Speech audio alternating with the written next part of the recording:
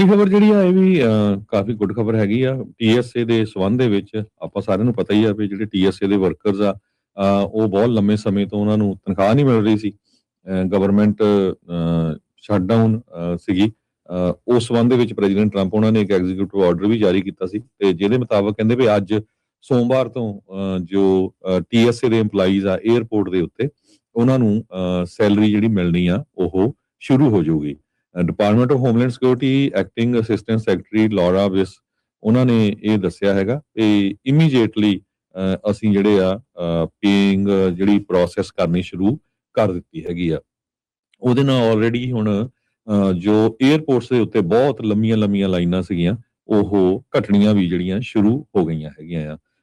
ਆਪਾਂ ਪਿਛਲੇ ਦਿਨਾਂ 'ਚ ਖਬਰਾਂ ਸਾਂਝੀਆਂ ਕੀਤੀਆਂ ਸੀ ਵੀ ਕਿਸ ਤਰ੍ਹਾਂ ਜਿਹੜੇ ਕਈ 에ਅਰਪੋਰਟਸ ਆ ਉਹਨਾਂ ਤੇ 4-4 ਘੰਟੇ ਦਾ ਜਿਹੜਾ ਵੇਟਿੰਗ ਪੀਰੀਅਡ ਸੀ, 4-4 ਘੰਟੇ ਦੀਆਂ ਲਾਈਨਾਂ ਸੀਗੀਆਂ ਸਿਕਿਉਰਿਟੀ ਚੈੱਕ ਪੁਆਇੰਟ ਦੇ ਥਰੂ ਲੰਘਣ ਦੇ ਲਈ। ਹੂਸਟਨ ਦੇ ਵਿੱਚ ਵੀ ਹੋਰ ਜਿਹੜੇ ਅਟਲਾਂਟਾ ਬਾਕੀ ਸਾਰੇ ਜਿਹੜੇ 에ਅਰਪੋਰਟਸ ਹੈਗੇ ਆ ਉਹਨਾਂ 'ਚ ਕਾਫੀ ਜ਼ਿਆਦਾ ਜਿਹੜਾ ਹੁਣ ਉਹ ਲਾਈਨਾਂ ਦਾ ਸਮਾਂ ਆ ਉਹ ਘਟ ਗਿਆ ਹੈਗਾ। ਸੋ ਅੱਜ ਤੋਂ ਕਹਿੰਦੇ ਵੀ ਜਿਹੜੇ TS ਦੇ ਵਰਕਰਸ ਆ ਉਹ ਆਪਣੀ ਜਿਹੜੀ ਤਨਖਾਹ ਆ ਉਹਨਾਂ ਨੂੰ ਮਿਲਣੀ ਸ਼ੁਰੂ ਹੋ ਜਾਊਗੀ।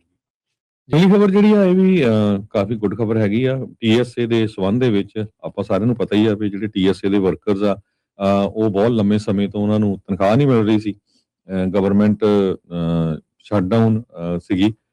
ਉਸ ਸਬੰਧ ਦੇ ਵਿੱਚ ਪ੍ਰੈਜ਼ੀਡੈਂਟ ਟਰੰਪ ਉਹਨਾਂ ਨੇ ਇੱਕ ਐਗਜ਼ੀਕਿਊਟਿਵ ਆਰਡਰ ਵੀ ਜਾਰੀ ਕੀਤਾ ਸੀ ਤੇ ਜਿਹਦੇ ਮੁਤਾਬਕ ਕਹਿੰਦੇ ਵੀ ਅੱਜ ਸੋਮਵਾਰ ਤੋਂ ਜੋ TSA ਦੇ EMPLOYEES ਆ 에ਅਰਪੋਰਟ ਦੇ ਉੱਤੇ ਉਹਨਾਂ ਨੂੰ ਸੈਲਰੀ ਜਿਹੜੀ ਮਿਲਣੀ ਆ ਉਹ ਸ਼ੁਰੂ ਹੋ ਜਾਊਗੀ।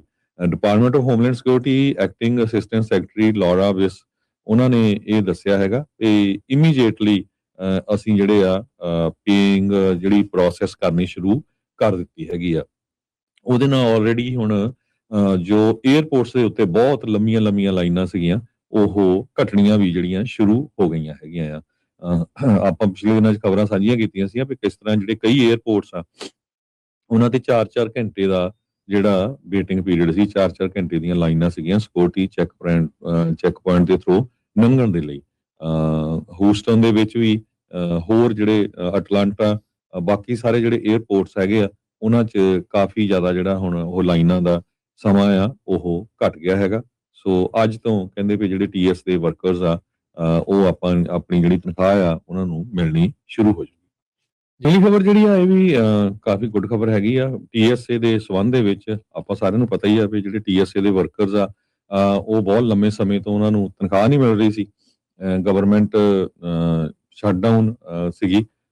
ਉਸ ਸਬੰਧ ਦੇ ਵਿੱਚ ਪ੍ਰੈਜ਼ੀਡੈਂਟ ਟਰੰਪ ਉਹਨਾਂ ਨੇ ਇੱਕ ਐਗਜ਼ੀਕਿਊਟਿਵ ਆਰਡਰ ਵੀ ਜਾਰੀ ਕੀਤਾ ਸੀ ਤੇ ਜਿਹਦੇ ਮੁਤਾਬਕ ਕਹਿੰਦੇ ਵੀ ਅੱਜ ਸੋਮਵਾਰ ਤੋਂ ਜੋ TSA ਦੇ EMPLOYEES ਆ 에ਅਰਪੋਰਟ ਦੇ ਉੱਤੇ ਉਹਨਾਂ ਨੂੰ ਸੈਲਰੀ ਜਿਹੜੀ ਮਿਲਣੀ ਆ ਉਹ ਸ਼ੁਰੂ ਹੋ ਜਾਊਗੀ।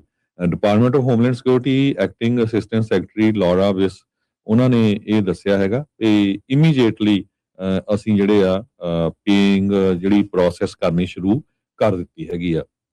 ਉਹਦੇ ਨਾਲ ਆਲਰੇਡੀ ਹੁਣ ਜੋ 에ਅਰਪੋਰਟਸ ਦੇ ਉੱਤੇ ਬਹੁਤ ਲੰਮੀਆਂ ਲਾਈਨਾਂ ਸੀਗੀਆਂ ਉਹ ਘਟਣੀਆਂ ਵੀ ਜਿਹੜੀਆਂ ਸ਼ੁਰੂ ਹੋ ਗਈਆਂ ਹੈਗੀਆਂ ਆ।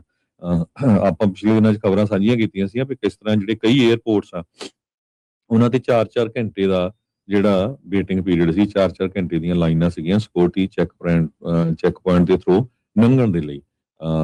ਹੂਸਟਨ ਦੇ ਵਿੱਚ ਵੀ ਹੋਰ ਜਿਹੜੇ ਅਟਲਾਂਟਾ ਬਾਕੀ ਸਾਰੇ ਜਿਹੜੇ 에ਅਰਪੋਰਟਸ ਹੈਗੇ ਆ ਉਹਨਾਂ 'ਚ ਕਾਫੀ ਜ਼ਿਆਦਾ ਜਿਹੜਾ ਹੁਣ ਉਹ ਲਾਈਨਾਂ ਦਾ ਸਮਾਂ ਆ ਉਹ ਘਟ ਗਿਆ ਹੈਗਾ।